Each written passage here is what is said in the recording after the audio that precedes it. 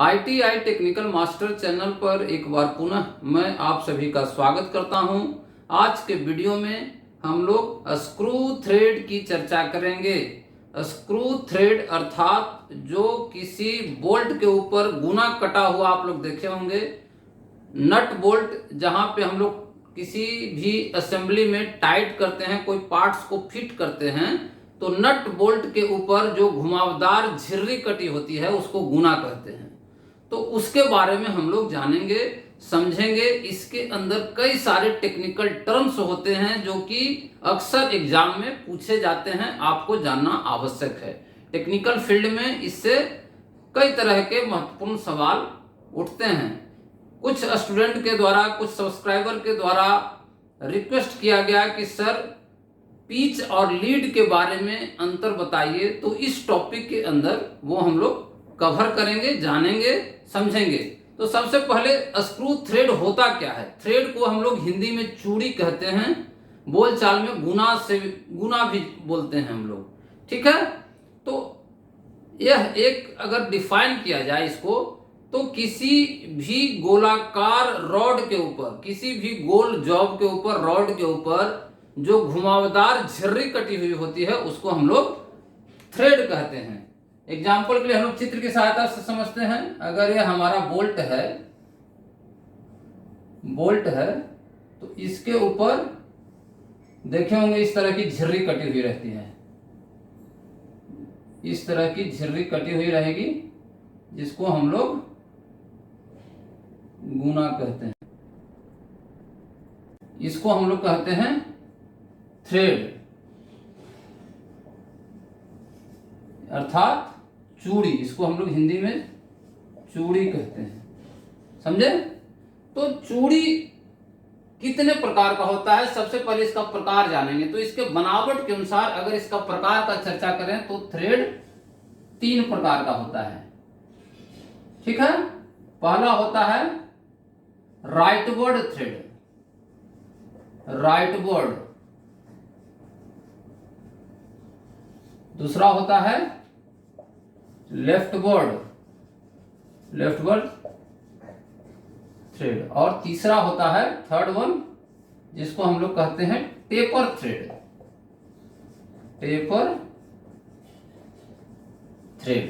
ठीक है। तो थ्रेड कितने प्रकार का हुआ, 3 प्रकार के। राइटवर्ड थ्रेड क्या होगा, जिसको हम लोग नट को अगर घुमाएंगे उसके ऊपर क्लॉकवाइज तो आगे की तरफ मूव करेगा, यानी कि टाइटिंग की तरफ जाएगा, तो उसको हम लोग कहते हैं राइटवर्ड थ्रेड। अगर हम लोग क्लॉकवाइज घुमाते हैं, जैसे नट बोल्ट में जितना भी रहता है राइटवर्ड थ्रेड रहता है, उसी तरह मिक्सी में आप देखे होंगे, मिक्सी का जो ब्लेड रहता है उसको टाइट करते हैं तो लेफ्टवर्ड होता है, यानी कि अगर हम एंटी क्लॉकवाइज घुमाएंगे तो टाइट हो जाएगा ब्लेड, और क्लॉकवाइज घुमाएंगे तो लूज होगा, तो उसको हम लोग कहते हैं लेफ्टवर्ड थ्रेड। तीसरा हुआ टेपर थ्रेड। टेपर थ्रेड क्या होता है, टेपर थ्रेड ज्यादातर बफिंग करने के लिए प्रयोग किया जाता है। मशीन शॉप में किसी सॉफ्ट जॉब को, जैसे पीतल को, तांबा का कोई जॉब है, तो उसको पॉलिश करने के लिए, चमकाने के लिए बफिंग किया जाता है, ठीक है। बफिंग, तो बफिंग प्लेट को टाइट करने के लिए इस तरह का थ्रेड प्रयोग किया जाता है, ठीक है। इस तरह का थ्रेड कटा रहता है शाफ्ट के ऊपर, इसको हम लोग कहते हैं टेपर थ्रेड। ज्यादातर बफिंग वाले कपलिंग को टाइट करने के लिए प्रयोग किया जाता है, ठीक है। अब हम लोग इसमें क्या टेक्निकल टर्म है, इसके अंदर कौन कौन सी चीजें हैं जिसके बारे में आपको जानना चाहिए। तो सबसे पहले हम लोग एक स्क्रू थ्रेड बनाते हैं, एक बड़ा सा स्क्रू थ्रेड बनाएंगे। इस तरह से हम लोग इसको ड्रॉ कर लेते हैं।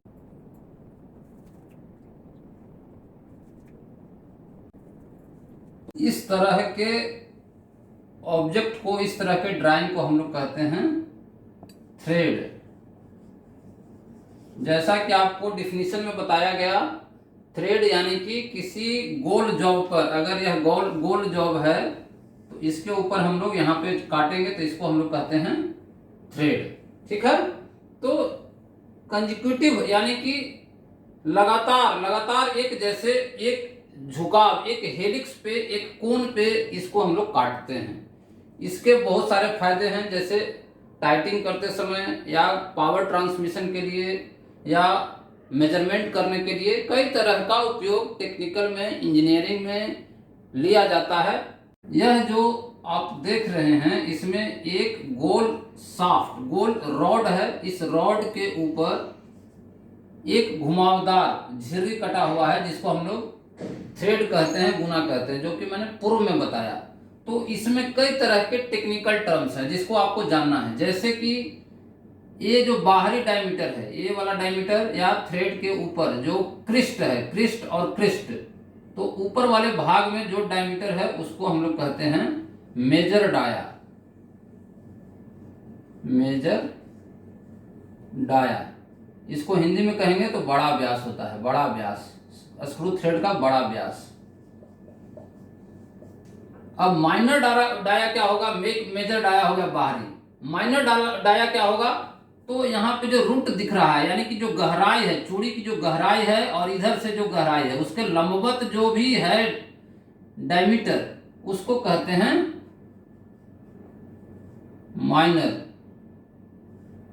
माइनर डाया या छोटा व्यास कहा जाता है, छोटा व्यास। ठीक है। और इसके बीच में एक और होता है पिच डाया। पिच डाया या पिच डायमीटर। पिच डायमीटर या पिच डाया क्या है? तो अगर एक साइड में हम लोग इससे हाफ लें, या काल्पनिक डाया है, यानी कि यहाँ पे कोई है नहीं ऑब्जेक्ट, यानी कि जो क्रिस्ट है हमारा और रूट है, एक क्रिस्ट और रूट के बीच में एक काल्पनिक लाइन अगर खींचेंगे दोनों के बीच में, बिल्कुल सेंटर में, और नीचे भी बिल्कुल सेंटर में खींचेंगे, तो उसको हम लोग अगर इस तरह से हम लोग लाइन खींचें दोनों के बीच में, क्रिस्ट और रूट के बीच में, तो उसको हम लोग कहते हैं पिच डाया। पिच डाया या पिच डायमीटर, पिच डायमीटर। ठीक है। अब इतना चीज हो गया, मेजर डाया, माइनर डाया और पिच डायमीटर। मेजर डाया यानी कि बड़ा व्यास जो इसका क्रिस्ट है, क्रिस्ट टू क्रिस्ट, और minor dia root to root, यानी कि अंदर वाला टू अंदर वाला, जो भी रहेगा उसको माइनर डाया कहेंगे। या पिच डाया यानी कि जो डेप्थ ऑफ थ्रेड है, अगर मेजर डाया में से माइनस कर देंगे तो पिच डाया निकल जाएगा। मेजर डाया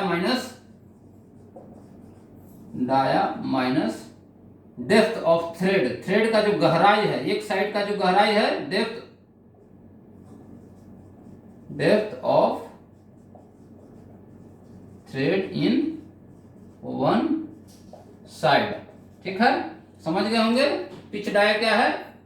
एक साइड के अगर गहराई जिसको हम लोग माइनस कर देते हैं मेजर डाया में से, तो हमारा पिच डाया निकल जाता है। अब हम लोग कहते हैं पिच क्या होता है? पिच का बात है तो पिच किसको कहते हैं? The distance between two consecutive thread, यानी कि दो लगातार थ्रेडों के बीच के दूरी को पिच कहते हैं। यहां से यहां, यानी कि क्रिस्ट टू क्रिस्ट या रूट टू रूट। रूट यानी कि निचला भाग रूट होता है और जो ऊपर है उसको क्रिस्ट कहते हैं। तो क्रिस्ट टू क्रिस्ट, दो लगातार थ्रेडों के, ये नहीं कि इसको छोड़ करके, दो लगातार जो गुना है उसके क्रिस्ट और क्रिस्ट के बीच की दूरी को हम लोग पिच कहते हैं, या रूट और अगले रूट के बीच की दूरी को पिच कहा जाता है। अब कहेंगे लीड क्या होता है? लीड क्या होता है? यानी कि अगर हम इस पर नट लगाते हैं और एक कंप्लीट रोटेशन देते हैं, एक चक्कर पूरा चलाते हैं, तो नट के द्वारा तय की गई दूरी को हम लोग कहते हैं लीड। अब लीड और पिच में क्या होता है? अगर सिंगल थ्रेड होगा तो लीड और पिच बराबर होगा, दोनों बराबर होगा, एक चक्कर में एक पिच के बराबर आगे या पीछे जाएगा थ्रेड। लेकिन अगर 2 का है और 3 का है, 4 का है, 4 मुंह वाला थ्रेड है, तो लीड है वो गुना हो जाता है। ठीक है। अगर 2 मुंह वाला है तो 2 गुने पिच, अगर 3 का है तो 3 गुने पिच, और 4 का है तो 4 गुने पिच, यानी कि पिच का 4 गुना हो जाएगा।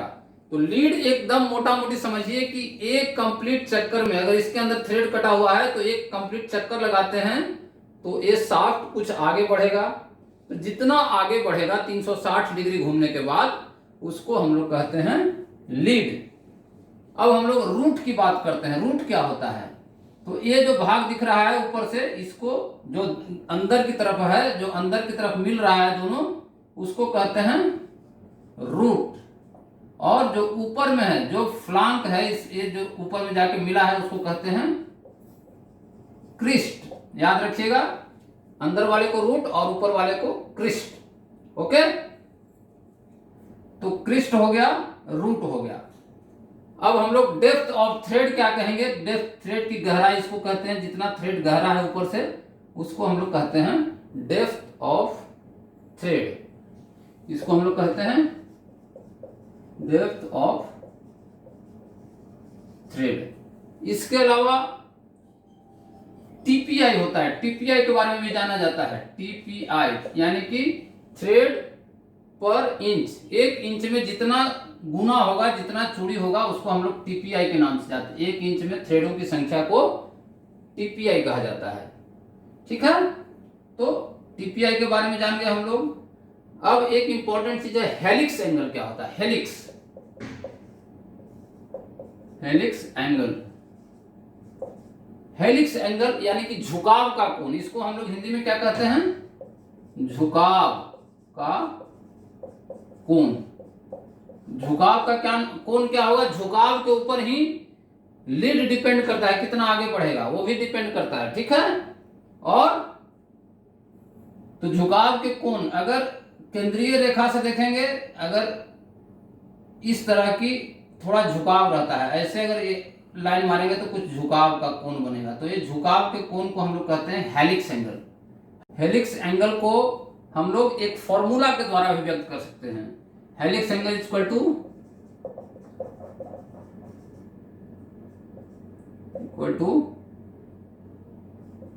Lead of thread,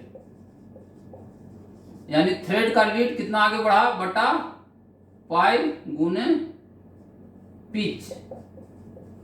pitch dia, pitch का जो डायमीटर है, पाई गुने पिच डायमीटर। इसके द्वारा भी हम लोग हेलिक्स एंगल ज्ञात कर सकते हैं।